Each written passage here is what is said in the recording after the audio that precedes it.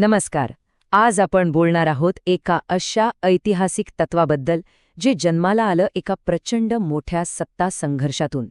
हे तत्व आहे आपल्या संविधानाच्या मूलभूत संरचनेचं तत्व. चला याची गोष्ट सविस्तरपणे जाणून घेऊया.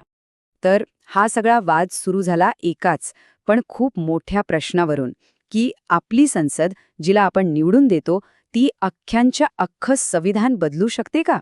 हाच तो प्रश्न होता ज्याने भारतात अनेक दशकं चाललेल्या एका घटनात्मक लढाईची ठिणगी टाकली.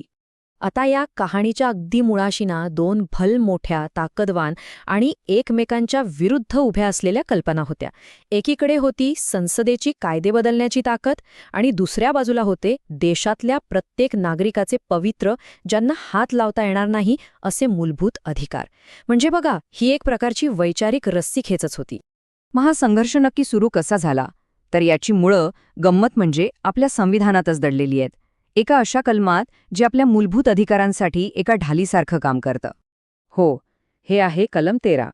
याला आपण एक घटनात्मक ढालच म्हणू शकतो, कारण हे कलम अगदी स्पष्टपणे सांगतं की कोणताही कायदा जो मूलभूत अधिकारांच्या विरोधात जाईल तो थेट रद्दबातल ठरेल, शून्य मानला जाईल.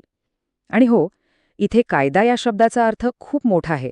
यात फक्त कायदेच नाहीत तर सरकारी आदेश, नियम इतकंच काय, अगदी जुन्या रूढी परंपरांचाही समावेश होतो. बरं, पण ही ढाल वापरायची कोणी आणि कशी? इथेच खरी एंट्री होते न्यायिक पुनरावलोकन किंवा ज्युडिशियल रिव्ह्यू ह्या संकल्पनेची. कलम 13मुळेच सर्वोच्च न्यायालयाला एक पॉवर मिळते पंचाची भूमिका बजावण्याची. म्हणजे कोर्ट हे तपासतं की संसदेने बनवलेले कायदे घटनेच्या नियमपुस्तिकेप्रमाणे आहेत की नाही.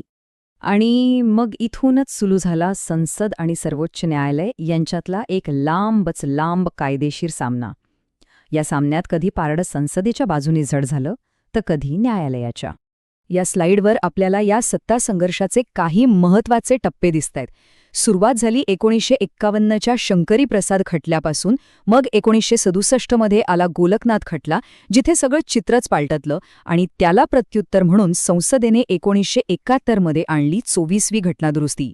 चला हे टप्पे जरा सविस्तरपणे समजून घेऊया. तर सुरुवातीला म्हणजे 1951च्या शंकरी प्रसाद खटल्यात सर्वोच्च न्यायालयाने निकाल दिला संसदेच्या बाजूने. कोर्टाने काय म्हटलं की घटनादुरुस्ती म्हणजे कलम 13च्या व्याख्येत बसणारा कायदा नाही. सोप्या भाषेत सांगायचं तर संसदेला ग्रीन सिग्नल मिळाला होता. ते अगदी मूलभूत अधिकारांसहित संविधानाचा कोणताही भाग बदलू शकत होते. पण मग 1967मध्ये सगळं बदललं. गोलकनाथ खटल्यात कोर्टाने आपला जुना निर्णय अक्षरशः 180 अंशात फिरवला. यावेळी कोर्टाने एकदम ठाम भूमिका घेतली की घटनादुरुस्ती हा सुद्धा एक कायदाच आहे आणि म्हणून संसदेला नागरिकांच्या मूलभूत अधिकारांमध्ये बदल करण्याचा शून्य अधिकार आहे. कोर्टाने एक प्रकारे लक्ष्मणरेषाच आखली होती. आता मात्र चेंडू परत संसदेच्या कोर्टात आला होता. त्या काळात पंतप्रधान इंदिरा गांधींचं सरकार बँकांचं राष्ट्रीयकरण, संस्थानिकांचे तनखे रद्द करणं अशा समाजवादी धोरणांवर काम करत होतं आणि कोर्टाचे निर्णय या धोरणांच्या आड येत होते. मग सरकारने काय केलं? त्यांनी थेट संविधानातच बदल केला. 24वी घटनादुरुस्ती आणली आणि त्यात स्पष्टपणे लिहिलं की कलम 13 हे घटनादुरुस्तीला लागूच होणार नाही.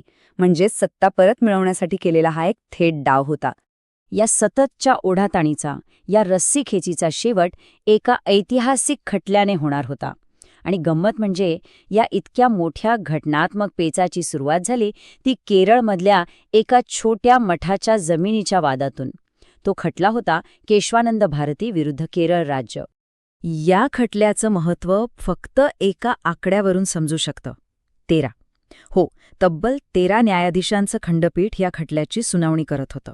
भारताच्या इतिहासातलं आजवरचं सर्वात मोठं खंडपीठ. आणि निकाल तर अगदी काठावरचा होता. 7-6, फक्त एका मताच्या फरकाने. या स्लाईडवरून त्या क्षणाचा तो तणाव आणि निकालाचं गांभीर्य आपल्या लक्षात येते. विचार करा, फक्त एका मताने आपल्या देशाच्या संविधानाचं भविष्य ठरवलं. आणि मग आला तो ऐतिहासिक निकाल. एक असा मधला मार्ग ज्याने हा अनेक वर्षांचा वाद कायमचा संपवला. सर्वोच्च न्यायालयाने निकाल दिला, संसद संविधानाच्या कोणत्याही भागात दुरुस्ती करू शकते, पण ती संविधानाच्या मूलभूत संरचनेत किंवा बेसिक स्ट्रक्चरमध्ये बदल करू शकत नाही. पण ही मूलभूत संरचना म्हणजे नक्की काय? ही एक नवी, खूप शक्तिशाली पण ज्याची कुठेही व्याख्या नव्हती अशी संकल्पना होती. चला तर मग समजून घेऊया हिचा नेमका अर्थ काय आहे.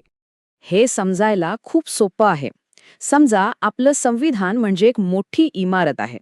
आता संसदेला त्या इमारतीतल्या खोल्यांची डागडुजी करण्याचा, रंगरंगोटी करण्याचा, अगदी त्यांची रचना बदलण्याचा अधिकार आहे.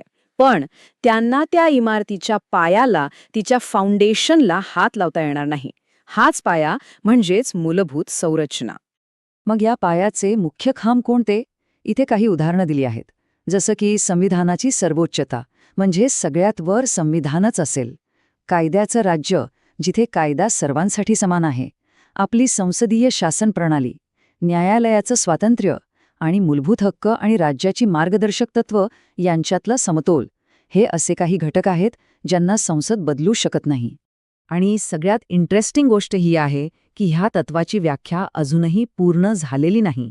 ही एक जिवंत संकल्पना आहे, जी काळानुसार बदलत जाते, विकसित होत जाते. आणि हाच विचार आपल्याला एका महत्त्वाच्या प्रश्नाकडे घेऊन जातो. भविष्यात या मूलभूत संरचनेमध्ये अजून कोणत्या गोष्टी जोडल्या जाऊ शकतील? यावर विचार करायला नक्कीच हरकत नाही.